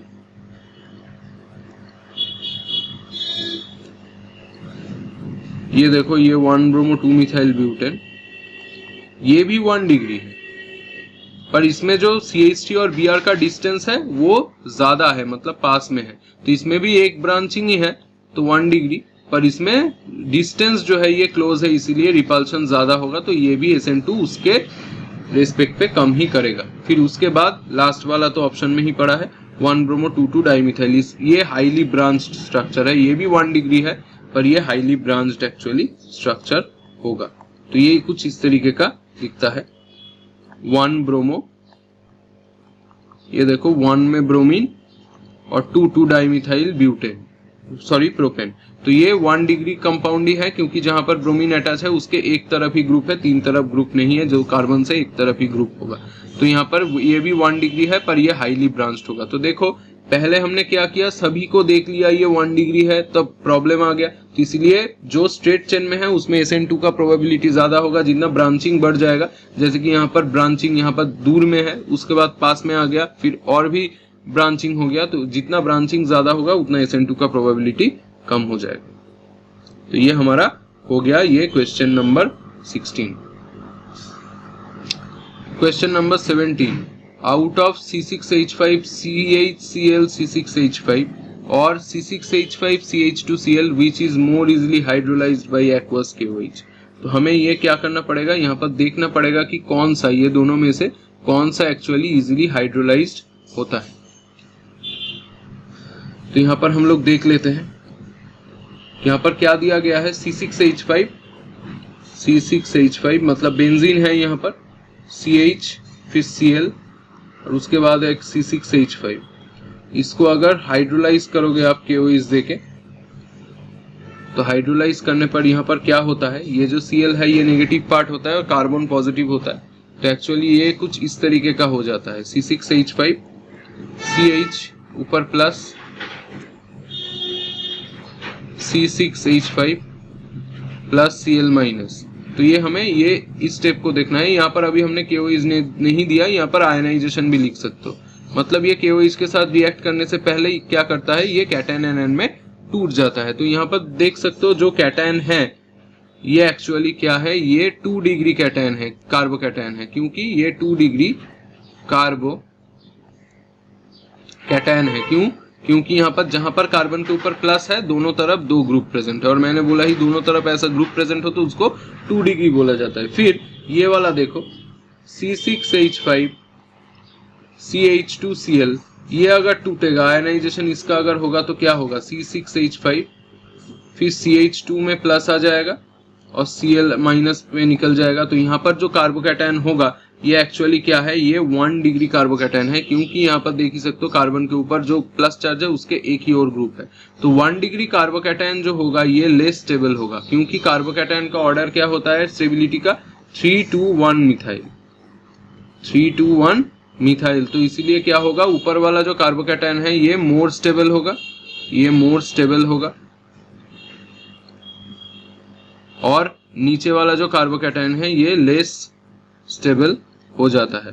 तो लेस स्टेबल हो जाता है और ऊपर वाला मोर स्टेबल हो जाता है, क्योंकि यहाँ पर कार्बोकैटायन जो होता है ये ऐसे फॉर्म होता है। और क्योंकि यहाँ पर जो कार्बोकैटायन है जो मोर स्टेबल होता है वो एक्चुअली फॉर्म होता है, तो ये एक्चुअली जल्दी से हाइड्रोलाइज हो जाएगा देन C6H5 CH2Cl।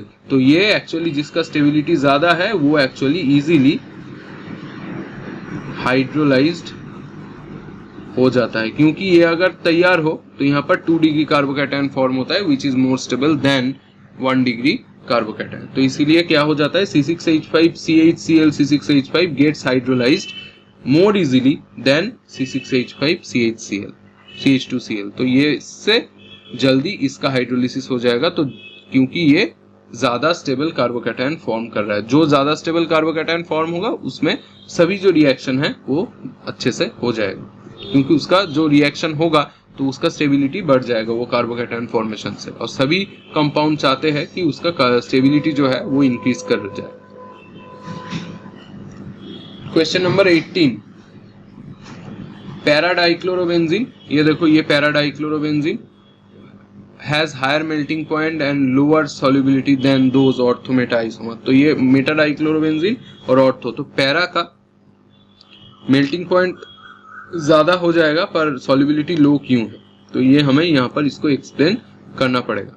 तो देखो यहाँ पर out of above 3 isomers of dichlorobenzene the para isomer is more symmetrical than other 2 isomers. क्योंकि इसका बीच में से ऐसे आप अगर ड्रॉ करो तो ऊपर और नीचे वाला पोर्शन जो होता है पूरा देखो काटने पर सेम होता है, तो ऐसे कंपाउंड को सिमेट्रिक बोला जाता है। पर यहाँ पर बीच में से ऐसे काटोगे तो उतना अच्छे से सिमेट्रिक नहीं आपको मिलेगा। So it has more closely packed arrangement, तो यहाँ पर क्लोज पैकिंग ज्यादा होता है in its crystal lattice. So parachlorobenzene has higher melting point and lower solubility as compare to ortho meta isomer. तो सिर्फ यहाँ पर सिमेट्रिकल डिस्ट्रीब्यूशन और पैकिंग इन दोनों को एक्सप्लेन यहाँ पर करना पड़ेगा। जो मॉलिक्यूल जितना सिमेट्रिक होगा उसका सॉल्युबिलिटी उतना ही कम होगा, मेल्टिंग पॉइंट उतना ही ज्यादा होगा। नेक्स्ट हम लोग 19 नंबर क्वेश्चन पे चले आते हैं। यहाँ पर कन्वर्शन दिया गया है, तो वही सेम चीज कन्वर्शन कैसे करेंगे देख लेते हैं एक एक करके। और यहाँ पर 20 कन्वर्शन है, तो अच्छे से यहाँ पर देख लेना। Question number 1, propene to propan 1 ol. Propene क्या है? प्रोपीन मतलब CH3 CH2 CH ये प्रोपीन है। इससे प्रोपान 1 ऑल हमें ड्रॉ करना पड़ेगा, तो वही सेम चीज एंटी मार्कोवनिकोव जो मैंने बोला है, पेरोक्साइड दे सकते हो या एंटी मार्कोवनिकोव करेगा तो क्या होगा, CH3 CH2 CH2Br। उसके बाद आप यहाँ पर क्या दे सकते हो, KOH दे सकते हो, एक्वस KOH देने पर K और Br निकल जाएगा और CH3 सॉरी यहाँ पर CH3 CH2 और यहाँ पर OH आपका आ गया, तो यहाँ पर प्रोपान 1 ऑल आपका बन चुका है। Next question number 2, ethanol to but 1 yne. Ethanol to but 1 आइन ये मैंने पहले ही कर दिया है, इथानॉल टू ब्यूट 1 आइन, तो इसको मैं और नहीं दिखाऊंगा। पहले ही मैंने बोल दिया था SOCl2 यूज करके Cl करके उसके बाद CH ट्रिपल बॉन्ड CNA देना पड़ेगा, तो ये मैंने पहले ही सॉल्व कर दिया है। 3 number 1 bromopropane to 2 bromopropane, 1 bromopropane to 2 bromopropane, ये हमें देखना पड़ेगा। यहाँ पर 3 नंबर 1 ब्रोमोप्रोपेन मतलब CH3 CH2Br, इसके साथ आपने KOH दे दिया, अल्कोहलिक KOH दे दिया, तो यहाँ पर से जो ब्रोमीन होगा ये यहाँ पर से एक हाइड्रोजन लेके निकल जाएगा CH3 CH double bond CH2। अब हमें 2 ब्रोमोप्रोपेन करना है, इसको सिंपली आप HBr दे दो, पेरोक्साइड नहीं दोगे। ब्रोमीन कहाँ पर घुस जाएगा, जहां पर हाइड्रोजन कम है, मार्कोवनिकोव का रूल नॉर्मल फॉलो करेगा, CH3CH, यहाँ पर ब्रोमीन घुस जाएगा और यहाँ पर सिंगल बॉन्ड आके फिर CH3 हो जाएगा, क्योंकि वहां पर एक H भी घुस जाएगा, H यहाँ पर घुसेगा और ब्रोमीन बीच वाला जो कार्बन है उसमें हाइड्रोजन कम है वहां पर घुस जाएगा, तो ये 2 ब्रोमोप्रोपेन हमें मिल चुका है। Next toluene to benzyl alcohol, toluene to benzyl alcohol भी मैंने कर दिया है, Cl2H न्यू देके। कैसे करोगे मैंने बोल दिया था, तो इसलिए मैं यहाँ पर नहीं करूंगा। 5 number benzene to 4 bromo nitrobenzene, बहुत इंपॉर्टेंट चीज है ये, अच्छे से देखना पड़ेगा। यहाँ पर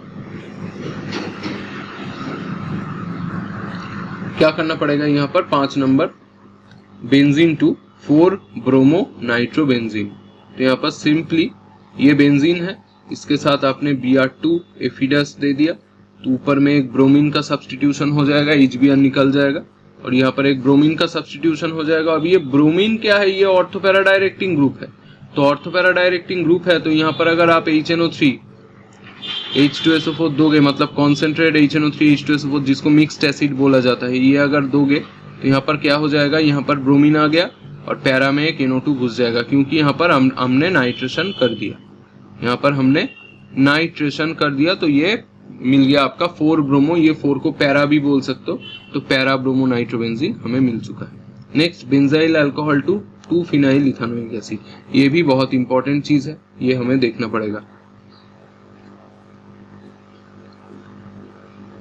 तो क्या है बेंजाइल अल्कोहल? बेंजाइल अल्कोहल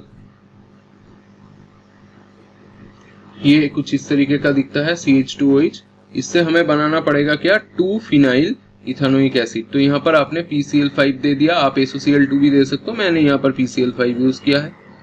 तो देखे यहाँ पर CH2Cl आ जाएगा। फिर उसके बाद यहाँ पर क्या देना पड़ेगा? KCN अल्कोहल देना पड़ेगा, KCl निकल जाएगा और यहाँ पर CN का सब्स्टिट्यूशन हो जाएगा। तो CH2 सिंपल सब्स्टिट्यूशन हो रहा है, CN आ गया। अब यहाँ पर आप क्या दे दोगे? H3O+ दे दोगे। H3O+ देने पर CN ग्रुप COOH हो जाता है। CN group actually COOH group हो जाता है, तो यहाँ पर CN ग्रुप COOH में कन्वर्ट हो चुका है और ये आपका बन गया 2 फिनाइल एसिटिक एसिड, क्योंकि ये 1 नंबर कार्बन 2 नंबर कार्बन 2 पे फिनाइल है, तो 2 फिनाइल इथानोइक एसिड आपका बन गया। नेक्स्ट 7 नंबर, ये 6 था, तो 7 नंबर में क्या था? Ethanol to propane nitrile. Ethanol क्या है?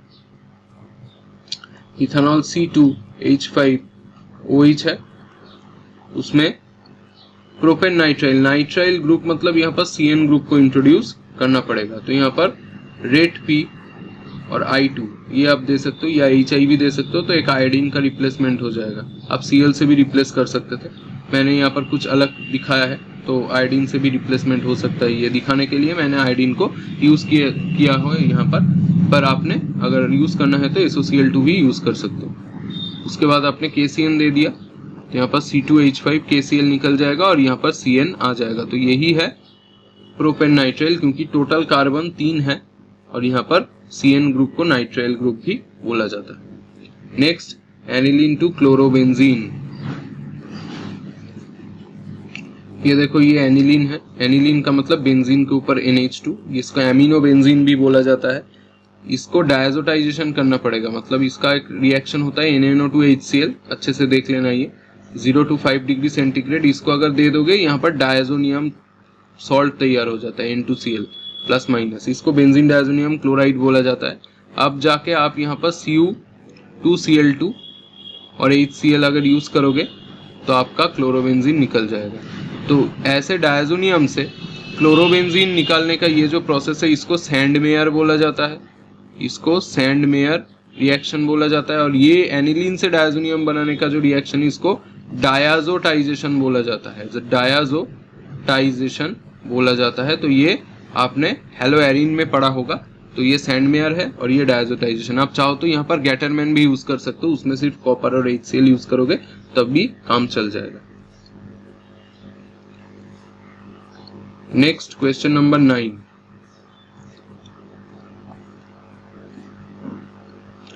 To chlorobutane to 3,4 dimethyl hexane.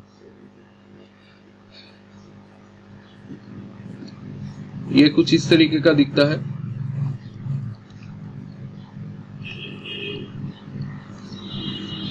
ये 2 क्लोरोब्यूटेन है, ये 1 नंबर कार्बन 2 नंबर कार्बन। इसको हमें सिंपली वर्ज रिएक्शन में ले जाना पड़ेगा। इसको ही ड्रॉ करो तो यहाँ पर मिल जाएगा, नीचे से CH3, उसका ही मिरर इमेज हम लोग यहाँ पर ड्रॉ करेंगे CH2CH3।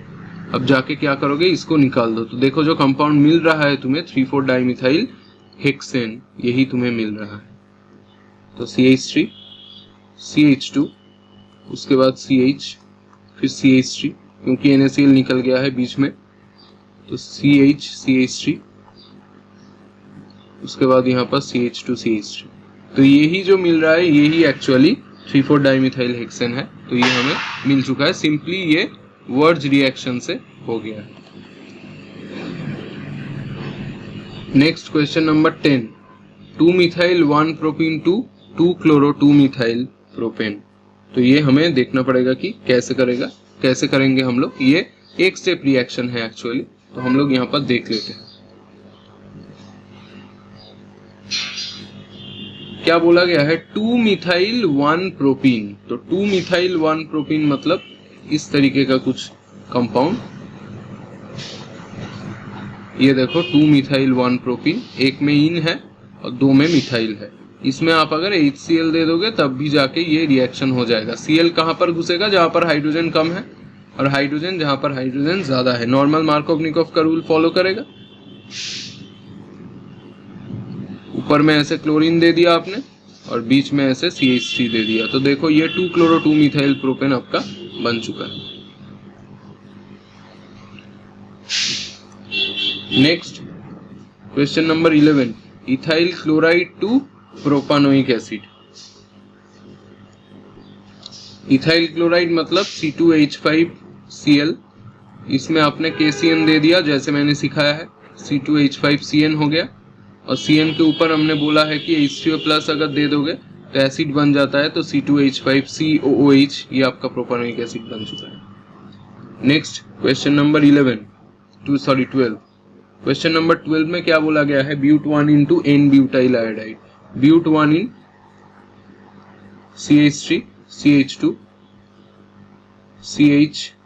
CH2, ये ब्यूट1 इन, इसमें N ब्यूटाइल आयोडाइड मतलब 1 नंबर कार्बन पे आयोडीन लाना पड़ेगा। तो 1 नंबर कार्बन पे अगर आयोडीन लाना पड़ेगा पहले HBr पेरोक्साइड देना पड़ेगा। अब तुम बोलोगे क्यों मैं HI पेरोक्साइड दे दूंगा तो हो जाएगा? नहीं, HBr में ही सिर्फ पेरोक्साइड का इफेक्ट काम में आता है।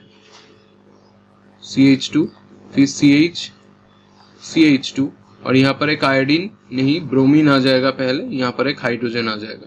अब जाके इसमें आप अगर NaI एसीटोन दे दोगे, फिंगरस्टेन कर दोगे, तब जाके ये NaBr निकल जाएगा और वहां पर आयोडीन रिप्लेसमेंट हो जाएगा। तो CH3 CH2 फिर CH2 उसके बाद CH2 और यहाँ पर आयोडीन का रिप्लेसमेंट आपका हो चुका है। Question number 13, 2 chloropropane to 1 propanol. 2 chloropropane to 1 propanol. 2 chloropropane कुछ इस तरीके का दिखता है। ये 2 क्लोरोप्रोपेन है, इसमें आपको 1 प्रोपानॉल करना पड़ेगा। यहाँ पर इसको 2 करके यहाँ पर एक H को निकाल दो, यहाँ पर अल्कोहलिक KOH दे दो। अल्कोहलिक KOH देने पर यहाँ पर क्या हो जाएगा? HCl निकल जाएगा, तो यहाँ पर CH3 फिर CH डबल बॉन्ड CH2 ये आपका आ जाएगा। उसके बाद हमें क्या करना पड़ेगा? 1 प्रोपानॉल करना पड़ेगा। फिर HBr पेरोक्साइड दे दो, जैसे मैंने बोला है HBr पेरोक्साइड देने पर ब्रोमीन ज्यादा जो जहां पर हाइड्रोजन है वहां पर घुस जाएगा, CH2 CH2Br ऐसा हो जाएगा। अब प्रोपानॉल करना है मतलब ऑल करना है, तो ऑल मतलब क्या? KOH दे दो, एक्वस KOH दे दोगे तो KBr निकल जाएगा और CH3 CH2 फिर उसके बाद CH2 और यहाँ पर OH निकल जाएगा। तो ऐसे करोगे तो इजीली सॉल्व हो जाएगा ये। नेक्स्ट यहाँ पर question number 14, isopropyl alcohol to iodoform. Isopropyl alcohol to iodoform. तो आइसोप्रोपाइल अल्कोहल एक्चुअली क्या है? CH3 CH नीचे OH और CH3। इसमें आयोडोफॉर्म करने पर, आयोडोफॉर्म मतलब क्या? I2 देना पड़ेगा और उसमें NaOH देना पड़ेगा। NaOH दोगे तो यहाँ पर CHI3 सॉरी ये आयोडोफॉर्म है निकल जाएगा, प्लस CH3 COONA ये चला आता है। तो यही रिएक्शन हो, ये हेलोफॉर्म रिएक्शन है एक्चुअली, इसको हेलोफॉर्म रिएक्शन बोला जाता है। Question number 15, chlorobenzene to para nitrophenol. Chlorobenzene to para nitrophenol. तो यहाँ पर 15 नंबर क्वेश्चन, ये 14 था। क्लोरोबेंजीन Cl ऐसा, उसमें नाइट्रेशन कर दोगे HNO3 H2SO4 देके, दोनों ही कॉन्सेंट्रेटेड देना पड़ता है यहाँ पर। तो मैंने बोला है कि Cl के पैरा में, क्योंकि ये ऑर्थोपैरा डायरेक्टिंग ग्रुप है, एक NO2 आएगा। अब जाके ये OH को आप अगर NaOH से रिप्लेस कर दोगे तो ये NaCl निकल जाएगा, यहाँ पर OH आपका आ जाएगा और उसके साथ NO2 यहाँ पर चला आता है। तो यहाँ पर 433 केल्विन ये दे सकता है। Question number 16, 2 bromopropane to 1 bromopropane. ये मैंने पहले ही डिस्कस कर दिया, इसीलिए मैं यहाँ पर डिस्कस नहीं करूंगा कैसे किया जाता है। नेक्स्ट क्लोरोइथेन टू ब्यूटेन, ये भी वर्ड से किया जाता है। तो 17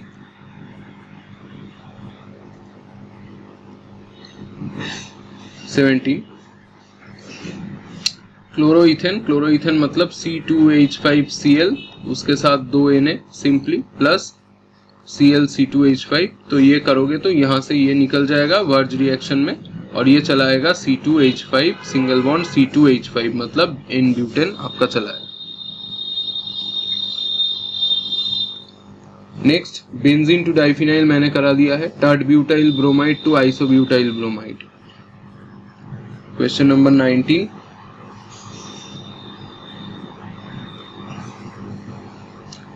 में क्या है, tert butyl bromide to isobutyl bromide. Tert butyl bromide मतलब टर्शियरी ब्यूटाइल ब्रोमाइड। तो यहाँ पर एक ब्रोमीन है, यहाँ पर एक CH3 है, यहाँ पर एक CH3 है। तो यहाँ पर क्या करोगे, CH3 को 2 करके यहाँ पर H को निकाल दो और यहाँ पर से ये निकाल दो। कैसे, अल्कोहलिक KOH देके। तो अल्कोहलिक KOH देने पर यहाँ पर क्या आ जाएगा, CH3 C, ऊपर में CH3 और यहाँ पर डबल बॉन्ड में CH2। अब जाके यहाँ पर क्या करोगे, आइसोब्यूटाइल बनाना है, HBr पेरोक्साइड दे दोगे। HBr पेरोक्साइड देने पर ब्रोमीन जहां पर घुसेगा वहां पर हाइड्रोजन का नंबर ज्यादा होना चाहिए। तो C, यहाँ पर CH3 सिंगल बॉन्ड CH2, यहाँ पर ब्रोमीन घुस जाएगा और यहाँ पर हाइड्रोजन घुस जाएगा। तो ये आइसोब्यूटाइल ब्रोमाइड आपका मिल चुका है। नेक्स्ट लास्ट वाला एनिलीन टू फिनाइल आइसोसाइनाइड। ये लास्ट वाला बहुत इंपॉर्टेंट रिएक्शन है, एक नेमिंग रिएक्शन है, तो हम लोग ये देखेंगे 20 वाला। एनिलीन बेंजीन के ऊपर NH2, उसके साथ यहाँ पर लगता है क्लोरोफॉर्म, उसके साथ लगता है 3KOH और यहाँ पर क्या देना पड़ता है, लिखना पड़ता है वार्म, और ये KOH एक्चुअली अल्कोहलिक होता है। तो यहाँ पर बैलेंस्ड इक्वेशन क्या होता है, बेंजीन के ऊपर NC plus 3KCl plus 3H2। तो ये होता है एक नेमिंग रिएक्शन जिसको बोला जाता है क्या, carbyl amine reaction. Carbyl amine reaction. और ये कार्बिल एमीन रिएक्शन जो होता है ये बहुत इंपॉर्टेंट रिएक्शन होता है और ये आइसोसाइनाइड का स्मेल भी बहुत टॉक्सिक होता है। Next question number 20, the treatment of alkyl chloride with aqueous KOH leads to the formation of alcohol, but in presence of alcoholic KOH alkenes as major product explain। तो क्यों यहाँ पर यह ऐसा होता है कि हम लोग जैसे ही एल्किल क्लोराइड के साथ एक्वस KOH लेते हैं तो अल्कोहल फॉर्म होता है, पर अल्कोहलिक KOH लेते हैं तो एलिमिनेशन हो जाता है और एल्किन तैयार होता है, क्योंकि in presence of water KOH dissociates completely into OH minus ion. This are strong nucleophile. तो न्यूक्लियोफाइल होता है ये बहुत स्ट्रॉन्ग, क्योंकि ये नेगेटिवली चार्ज होता है तो पॉजिटिव को अटैक कर सकता है, and produces alcohol from alkyl halide। Hydration of OH minus ion also take place, so they are not able to abstract H plus from the beta carbon, so alkenes are not formed. In alcoholic medium solution also contains C2H5O-, क्योंकि alcohol के रूप में यहाँ पर C2H5OH होता है, तो ये इथॉक्साइड आयन होता है। In addition to OH minus, being a stronger base, ethoxide क्या करता है, they abstract H plus from the beta carbon giving rise to alkene, जिसको डिहाइड्रोहेलोजिनेशन बोला जाता है। तो इसका आंसर ऐसे लिखोगे तो कोई भी नंबर आपका नहीं जाएगा। क्वेश्चन नंबर 21, क्वेश्चन नंबर 21 में क्या बोला गया है, यहाँ पर एक प्राइमरी एल्किल हैलाइड है, एक प्राइमरी एल्किल हैलाइड है जो एक्चुअली क्या है, C4H9Br है। ये रिएक्ट करता है अल्कोहलिक KOH से और एक कंपाउंड देता है B जो कंपाउंड होता है वो HBr के साथ रिएक्ट करके C देता है। तो मतलब हम लोग यहाँ पर अगर ड्रॉ कर ले C4H9 और Br, ये A है, ये एक्चुअली अल्कोहलिक KOH के साथ रिएक्ट करता है, अल्कोहलिक KOH के साथ रिएक्ट करके B बनाता है, B जो होता है HBr के साथ रिएक्ट करके C बनाता है, which is an isomer of A। तो ये एक A का आइसोमर होता है, ठीक है। When he reacted with sodium metal, इसके साथ अगर सोडियम मेटल को देना पड़ेगा, सोडियम मेटल दे दोगे तो इथर भी दिया हुआ है यहाँ पर, इट गिव्स कंपाउंड D जिसका फॉर्मूला होगा C8H18, मतलब ये ऑक्टेन है, ये तो क्लियर है क्योंकि ये CnH2n+2 को फॉलो कर रहा है, which is different from the compound form when n-butyl bromide is reacted with sodium. n-butyl bromide जो होता है ये जब रिएक्ट करता है तो तब जाके अलग होता है. Give the structural formula of A and write the equation for all the reaction. तो यहाँ पर एक्चुअली ये जो C4H9Br होता है ये एक्चुअली क्या होता है, इसका दो आइसोमर होता है. एक तो होता है 1-bromobutane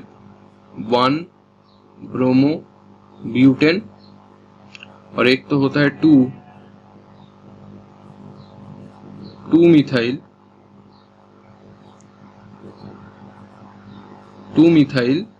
1-bromo-2-methyl actually 1-bromo-2-methyl propane. अब यहाँ पर यही देखना पड़ेगा कि कैसे हम लोग रिएक्शन करेंगे. तो यहाँ पर जो क्वेश्चन में दिया गया है ये C4H9Br ये सोडियम के साथ जब रिएक्ट करता है तब सेम प्रोडक्ट ये नहीं देता कि n-butyl ब्रोमाइड जो तैयार करता है. तो मतलब n-butyl ब्रोमाइड से नॉर्मली ऑक्टेन आता है. तो मतलब n-butyl ब्रोमाइड से कैसे ऑक्टेन आता है ये मैंने पहले भी दिखाया है. तो यहाँ पर स्ट्रक्चरल फॉर्मूला क्या होगा इसका, ऑल तो ये 1-bromobutane तो नहीं हो सकता क्योंकि n-butyl ब्रोमाइड मतलब 1-bromobutane और 1-bromobutane से ऑक्टेन आता है. यहाँ पर बोला है ऑक्टेन नहीं आएगा पर C8H18 उसका फॉर्मूला होगा. तो 1-bromobutane नहीं होगा तो 1-bromo-2-methyl प्रोपेन होगा. तो इसका स्ट्रक्चरल फॉर्मूला क्या हो जाएगा, CH3 उसके बाद CH2Br. तो यही इसका A का जो स्ट्रक्चरल फॉर्मूला है ये हो जाएगा. तो हमने कैसे पता लगाया, यहाँ पर जो ये वाला लाइन दिया गया है ये which is different from the compound formed when n-butyl bromide is reacted with sodium. मतलब ये कुछ ऐसा कंपाउंड है जो सोडियम के साथ जब रिएक्ट करता है C8H18 बनता है, पर वो n-butyl ब्रोमाइड जब सोडियम के साथ रिएक्ट करता है तो ऑक्टेन बनता है, वो ऑक्टेन ये नहीं है. तो मतलब ये क्लियर है कि वो ये n-butyl ब्रोमाइड या 1-bromobutane तो नहीं हो सकता. इसका दूसरा जो आइसोमर है वही होगा मतलब 1-bromo-2-methyl प्रोपेन. अब इसका रिएक्शन देना पड़ेगा कि अल्कोहलिक KOH के साथ कैसे कैसे रिएक्ट करेगा. तो अल्कोहलिक KOH उसके बाद HBr हम यहाँ पर देख लेते हैं कि कैसे रिएक्शन होगा.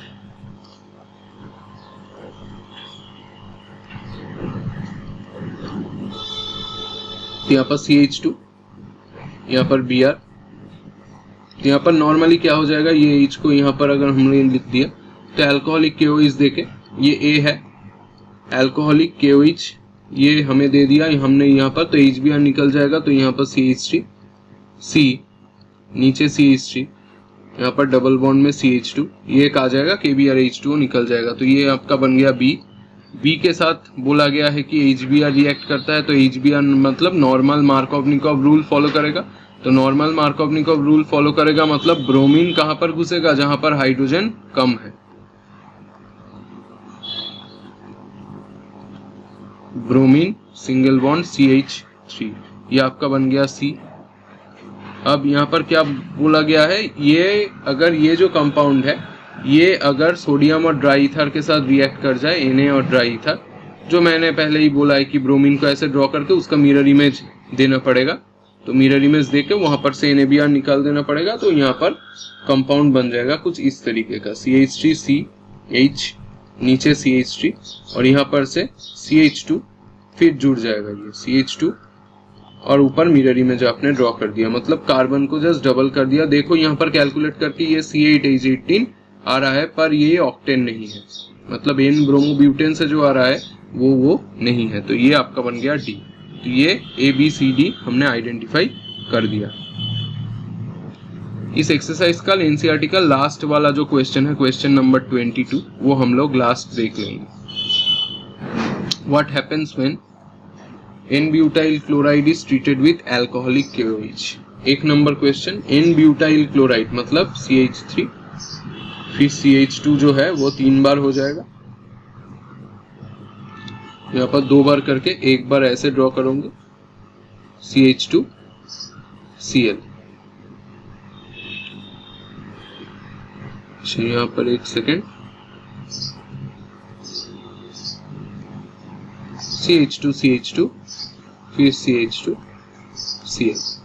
तो यहाँ पर n-butyl क्लोराइड हमें मिल चुका है. इसमें बीटा एलिमिनेशन होगा, जैसे मैंने बोला है अल्कोहलिक KOH दिया गया है. तो अल्कोहलिक KOH देने पर यहाँ पर क्या हो जाता है, यहाँ पर जो क्लोरीन हो जाता है, ये क्लोरीन एक्चुअली ये H के साथ निकल जाएगा। तो यहाँ पर कंपाउंड क्या बन जाएगा, CH3CH2, फिर CH डबल बॉन्ड CH2, और इसमें से KCl प्लस H2O निकल जाता है। तो ये 1 नंबर इक्वेशन हो गया। 2 number, bromobenzene is treated with Mg in presence of dry ether. ये ब्रोमोबेंजीन है, इसके साथ Mg दिया गया है और ड्राई ईथर का सिंबल ये होता है, आप लिख भी सकते हो। तो ग्रिग्नार्ड तैयार होगा, Mg डायरेक्टली ऐड हो जाएगा, तो यहाँ पर MgBr तैयार हो जाएगा। तो ये फिनाइल मैग्नीशियम ब्रोमाइड मतलब ग्रिग्नार्ड रिएजेंट तैयार हो चुका है। तो ये Grignard. Next 3 number, chlorobenzene is subjected to hydrolyse. Chlorobenzene subjected to hydrolyse, important चीज है ये 3 नंबर क्वेश्चन। क्लोरोबेंजीन का हाइड्रोलिसिस नहीं होता। तो ये क्वेश्चन जब दिया गया है, ये क्वेश्चन में क्या लिखना पड़ेगा, ऐसे क्लोरोबेंजीन लिखना पड़ेगा। क्लोरोबेंजीन का हाइड्रोलाइसिस मतलब NaOH दे सकते हो और KOH दे सकते हो, डायरेक्टली ऐसे हाइड्रोलाइसिस नहीं होता। तो क्लोरोबेंजीन डज नॉट रिएक्ट और हाइड्रोलाइज्ड बाय NaOH, तो यहाँ पर नो रिएक्शन यहाँ पर लिख देना पड़ेगा, डायरेक्टली ऐसे हाइड्रोलाइज नहीं होता।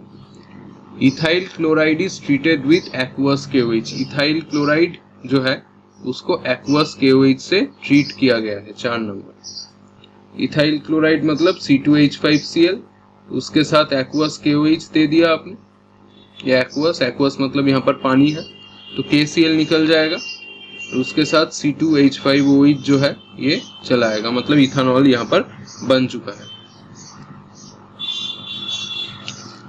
5 number, methyl bromide is treated with sodium. Methyl bromide CH3Br, sodium देना पड़ेगा यहाँ पर, ब्रोमीन देके यहाँ पर फिर CH3, ये वर्ज रिएक्शन होगा। ड्राई ईथर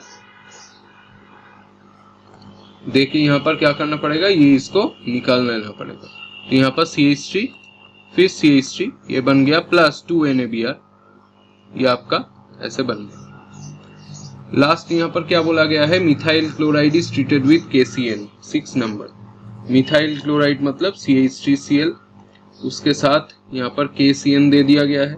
KCN देने पर यहाँ पर CH3CN बन जाएगा, प्लस यहाँ पर KCl बन जाएगा। सिंपल सब्स्टिट्यूशन, यहाँ पर नॉर्मली अल्कोहल दिया जाता है। तो ये हमारा पूरा NCERT का जो हेलोएल्केन हेलोएरिन का जो पूरा एक्सरसाइज था, ये हमने सॉल्व कर लिया है।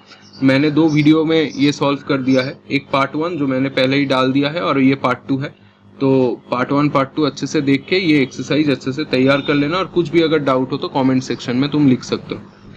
इसके बाद अल्कोहल फेनॉल ईथर का जो चैप्टर होगा उसका एक्सरसाइज हम लोग सॉल्व करेंगे और देखेंगे कि उसमें क्या होगा। तो तब तक के लिए अगर वीडियो पसंद आया है तो एक लाइक करके जाना, और चैनल में अगर नए हो तो ज़रूर से सब्सक्राइब करना, और अपने फ्रेंड्स के साथ ये वीडियो ज़्यादा से ज़्यादा शेयर करना। तब तक के लिए अलविदा, थैंक्स फॉर वॉचिंग।